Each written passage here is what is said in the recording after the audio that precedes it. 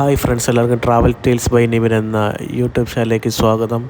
അങ്ങനെ നമ്മൾ ബിഗ് ബോസിൻ്റെ സീസൺ 7 89 എപ്പിസോഡാണ്. അതിലെ കാര്യങ്ങളാണ് നിങ്ങളോട് പറയാൻ പോകുന്നത്.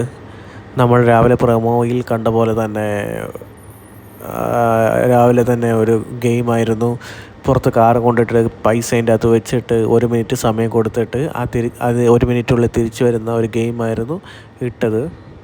അതിനുള്ളിൽ തിരിച്ചു വന്നെങ്കിൽ എവിക്റ്റ് ആകുന്ന പോലെയായിരുന്നു ഗെയിം ഇട്ടത്. അതിൽ 3 പേര് എവിക്റ്റാകാതെ തന്നെ പൈസ ഒപ്പിച്ച് തിരിച്ചു വന്നു.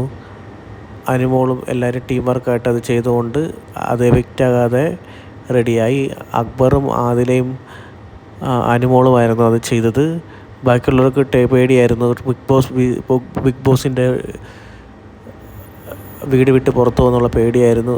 അത് കഴിഞ്ഞത് ബുദ്ധിപൂർവ്വം അവർ കളിച്ച് ജയിച്ചു.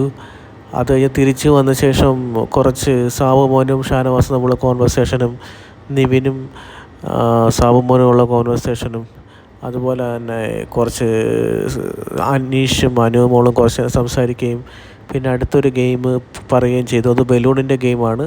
അങ്ങോട്ടും ഇങ്ങോട്ടും പൊട്ടിക്കുക എന്നുള്ള ഗെയിമാണ്. അതിൽ വിജയിച്ച് ഷാനവാസായിരുന്നു.